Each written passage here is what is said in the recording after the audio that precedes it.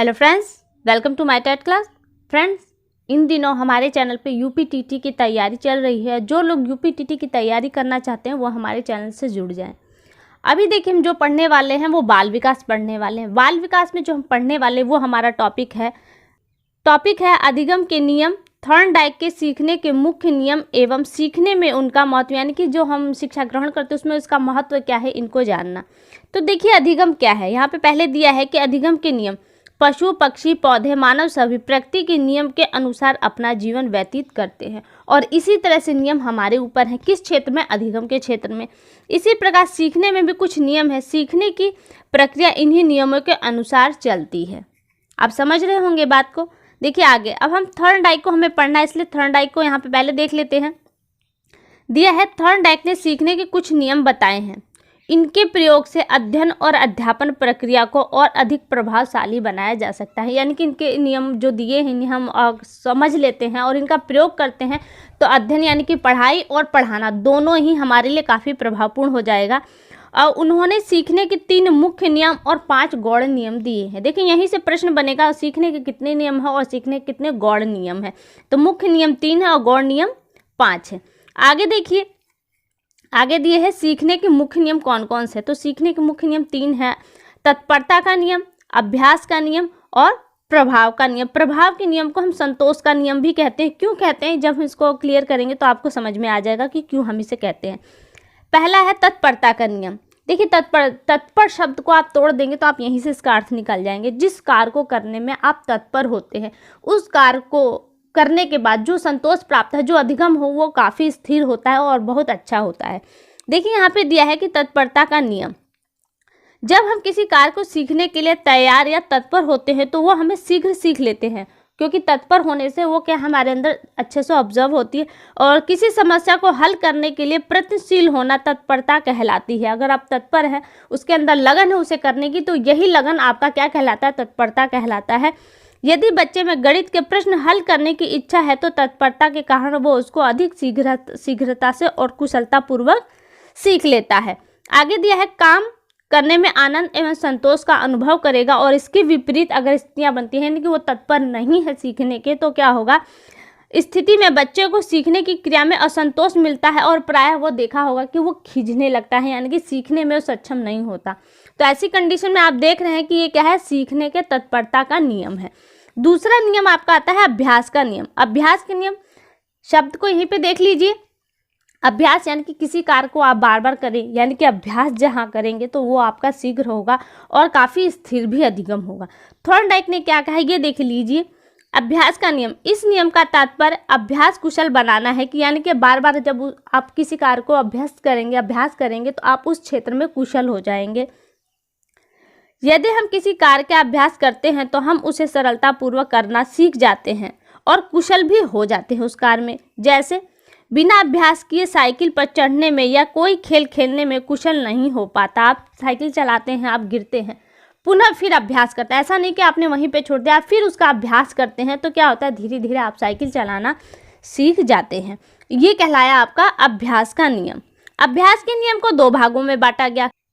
तो यहाँ पे अभ्यास के 2 नियम बताए। एक है उपयोग का नियम और दूसरा है अनुपयोग का नियम। जैसे यदि हम किसी सीखे हुए कार्य का अभ्यास नहीं करते तो हम उसे भूल जाते हैं और अभ्यास से सीखना स्थायी हो जाए। और हम बार बार अभ्यास करते हैं और उसमें अपने ज्ञान को स्थायी बना लेते हैं, तो ये आपका उपयोग का नियम कहलाता है। वहीं हम अभ्यास न करने पर, यानी कि विस्मृत हो जाए, देखिए बिना अभ्यास के ज्ञान विस्मृत यानी कि भूल जाता है, तो ये भूलना क्या कहलाता है? आपका अनुपयोग का नियम। तो थॉर्नडाइक के जो अभ्यास का नियम है वो 2 हैं। कौन है? उपयोग का नियम और दूसरा है अनुपयोग का नियम। तीसरा देखिए आपका आ गया प्रभाव का नियम। देखिए, किसी कार्य को हम जब करते हैं तो उसका प्रभाव पड़ता है और उसका प्रभाव किस तरह का पड़ता है, इस बेस पर भी आपका अधिगम प्रभावित होता है। जैसे प्रायः हम उस कार्य को ज़्यादा अच्छे से करना चाहते हैं जिसका परिणाम हमारे लिए हितकर होता है, सुखदायी होता है, संतोष प्राप्त होता है, जिससे हमें सुख एवं संतोष मिलता है। यदि इसके विपरीत किसी कार्य को करने से दुख या कष्ट प्राप्त होता है तो हम उस कार्य को नहीं करना चाहते, उस कार्य को नहीं दोहराना चाहते। तो ये जिस तरह के कार्य होता है उसके प्रभाव जैसा पड़ता है उसी के हिसाब से हम उसमें अधिगम हमारा स्थिर होता है। तो ये हुआ आपका प्रभाव का नियम।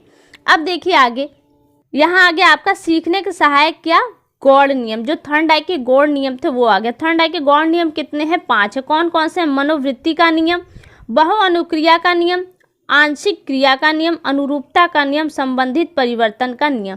देखिए मनोवृत्ति का नियम कैसा है, जैसे होता है हमने देखा भी तत्परता का नियम, कुछ उसी तरीके का है ये। जिस कार्य को करने के लिए हमारी मनोवृत्ति तत्पर होती है, करने की इच्छा होती है, उस कार्य को हम करें तो वो हमारे लिए ज़्यादा अधिगम देता है। वहीं पे अगर हमारी मनोवृत्ति न हो उस कार्य को करने से हमें अधिगम अच्छे से नहीं होता। दूसरा है बहु अनुक्रिया का नियम। देखिए जब हम कोई काम करते हैं तो उससे रिलेटेड हम बहुत सारे नेगेटिव पॉइंट भी सोचते हैं और पॉजिटिव पॉइंट भी, जिसमें से मान लीजिए 3 आपके नेगेटिव पॉइंट है और 4 पॉजिटिव पॉइंट है, तो हम क्या करते हैं, इस नेगेटिव पॉइंट को इग्नोर कर देते हैं और पॉजिटिव पॉइंट के हिसाब से अपने अधिगम की ओर बढ़ जाते हैं। तो यही हमारा बहु अनुक्रिया का सिद्धांत होता है, ताकि हमने अपने उस पॉइंट को छोड़ दिया जो हमारी मंजिल तक हमें ले जाने में बाधक है। तीसरा है आंशिक क्रिया का नियम। देखिए किसी कार्य को जब करना होता है, ये एक कार्य है, इस कार्य को हम पूरे रूप में करें तो शायद कठिन होगा, लेकिन इसी को हम तोड़ दें, कई पार्ट में कर दें और एक पार्ट को, एक अंश मात्र को करें तो क्या होगा, वो इजी होगा। तो यही नियम है कि बच्चों में जो अधिगम आपको करना है तो उसका अंश मात्र से करवाइए और एक एक टुकड़े को अलग अलग करके फिर उसे एक रूप में दिखा दीजिए, तो ये क्या होगा, आपके अधिगम को प्रभावी बनाएगा। चौथा दिया है अनुरूपता का नियम। देखिए कोई समस्या अगर आन पड़ती है, अगर हमारे सामने कोई समस्या आन पड़े तो हमने जो पहले समस्याओं को जिस तरह से हमने निपटाया है, सेम उसी तरह से हम इस नई समस्या को निपटाने के लिए सोचते हैं और जो नियम यहाँ पे लगाए हैं वही नियम हम यहाँ पे लगाते हैं। जिस नियम के तरीके से हम पहले चले हैं उसी नियम के अनुरूप चलते हैं, तो ये आपका कहलाता है अनुरूपता का नियम। 5वां है संबंधित परिवर्तन का नियम। देखिए अब इस नियम में क्या है दिया है, इसे साहचर्य परिवर्तन का नियम भी कहते हैं, किसे, संबंधित परिवर्तन के नियम को। और इसके अनुसार कोई भी अनुक्रिया जिसे करने की क्षमता व्यक्ति में होती है उसे नए उद्दीपन के द्वारा भी उत्पन्न किया जाता है और इससे होता क्या है, परिस्थिति में परिवर्तन आता है और अधिगम में स्थिरता आती है। ये आपके हो गए सीखने के सहायक या गौड़ नियम। अब देखिए इसका अधिगम क्षेत्र में क्या महत्व है, इसके महत्व को देख लीजिए। पहला आपका है उद्देश्यों की स्पष्टता, यानी कि जब आप शिक्षण कार्य कर रहे हैं तो आपका जो उद्देश्य है वो क्लियर हो जाना चाहिए। शिक्षा के क्षेत्र में ज्ञान का उद्देश्य निश्चित, स्पष्ट एवं जीवनोपयोगी होना चाहिए। जब बच्चे उसे सीख लेंगे तो स्वतः ही सीखने के क्षेत्र में वे अपने ध्यान को एकाग्र कर सकेंगे। यानी कि आपका जो अधिगम देने का तरीका है, जो शिक्षा आप दे रहे हैं, उसका उद्देश्य ही क्लियर होना चाहिए। दूसरा है उपयुक्त ज्ञान एवं क्रिया का चयन। बच्चे की शारीरिक एवं मानसिक क्षमता का मूल्यांकन करने के बाद ही सीखने वाले को उपयुक्त ज्ञान एवं क्रिया और विधि का चुनाव करना चाहिए। इससे उसे स्थानांतरण एवं अभ्यास में सरलता होती है, यानी कि जिस तरह का बच्चा है, उसकी जिस तरह की सोच है, उम्र है, उसी के अनुसार चलना चाहिए, वरना क्या होगा, आप जो अधिगम देना चाहते हैं वो कहीं ना कहीं प्रभावी नहीं हो पाएगा जिस तरह से आप देना चाहते हैं। तीसरा पॉइंट दिया है यहाँ पे अभ्यास जागृत करना, यानी कि बार बार अभ्यास करवाना। आपने बच्चे को कोई चीज़ सिखाया, आप कुछ दिनों बाद उसका अभ्यास नहीं करवाएंगे तो बच्चा भूल जाएगा, इसलिए उस कार्य को दोहराना बहुत ज़रूरी है ताकि वो विस्मृत न हो, कि भूले न उस कार्य को। चौथा है तत्परता जागृत करना। देखिए कभी कभी ऐसा होता है कि बच्चा कुछ कार्य करना नहीं चाहता, तो आप उसे प्रेरित करेंगे तो क्या बच्चे में उस कार्य को करने की तत्परता बनेगी। यहाँ पे देखिए दिया है छात्र अपने कार्य को तभी सीख सकते हैं जब सीखने के लिए तैयार होंगे। तत्परता बच्चों की रुचि, उत्साह, शारीरिक, मानसिक स्वास्थ्य आदि पर निर्भर करता है। अतः शिक्षक को चाहिए कि वह बच्चों के सीखने से पहले तैयार कर ले, कि ताकि वह ज्ञान को ठीक तरीके से ग्रहण कर सके, उन्हें उस तरह से तैयार कर ले, उन्हें तत्पर कर ले उस ज्ञान के लिए कि बच्चा सीखने में सक्षम है और ताकि वो उसे सिखा सके। पाँचवा दिया है स्वक्रिया पर बल, यानी कि मतलब स्वतः ही क्रिया, काम करना। देखिए क्या है, अधिगमकर्ता को स्वयं हाथों से कार्य को करके सिखाना चाहिए। जब आप बच्चों को सिखा रहे हैं तो स्वतः ही उस कार्य को करते हुए दिखाइए, इससे उनका अनुभव मजबूत एवं स्थायी होता है, इससे स्वनिर्भरता का विकास होता है। छठा दिया है अनुभव स्थानांतरण। देखिए अनुभव भी आपके अधिगम के लिए कहाँ प्रभावी है, यहाँ पे दिया है सीखने के नियम से यह स्पष्ट होता है कि मानवीय अनुभव का विशेष महत्व होता है। शिक्षक को चाहिए कि वे छात्रों के अधिक से अधिक अनुभव एकत्र करने का अवसर दें।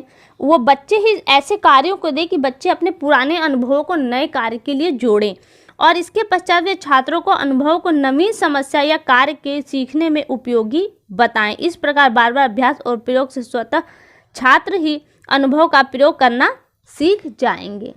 यानी कि बार बार आप ऐसे कार्य दें ताकि उसका पुराना अनुभव उस कार्य में हेल्प हो, तो क्या होगा, बच्चा उस अधिगम को कभी भूल नहीं पाएगा, उसका विकास होता ही होता रहेगा। और आज का ये लास्ट पॉइंट है, दिया है कि प्रेरकों का प्रयोग। सीखने के नियमों में यह स्पष्ट कर दिया कि सीखने के लिए उचित वातावरण एवं प्रेरकों का प्रयोग आवश्यक है। यानी कि बच्चे अगर तत्पर नहीं है, प्रेरित नहीं है, तो आप उसे मोटिवेट करेंगे ताकि बच्चा सीखने में सक्षम हो। और दिया है कि जब हम बच्चों को पुरस्कार, प्रोत्साहन, प्रशंसा के द्वारा सीखने के लिए तैयार करते हैं तो वे सीखने के प्रति उत्साह एवं रुचि को प्रकट करते हैं। इसलिए क्या है, उन्हें हर कदम पे आपको उन्हें मोटिवेट करना होता है, प्रेरित करना होता है। शिक्षकों को चाहिए कि वे पठन पाठन के बीच बीच में बच्चों को उत्साहित करते रहें, इससे वे प्रसन्न रहते हैं तथा शिक्षक को भी परिश्रम कम करना पड़ता है उन्हें सिखाने के लिए। अब यहाँ आपका ये टॉपिक कंप्लीट हुआ है। यहाँ पे लास्ट में आपको दिया गया है, इस प्रकार थॉर्नडाइक के सीखने के नियम शिक्षा के क्षेत्र में लाभप्रद रहे। सीखने के प्रति छात्रों को उत्साहित बनाना शिक्षक का सर्वप्रथम कर्तव्य होता है।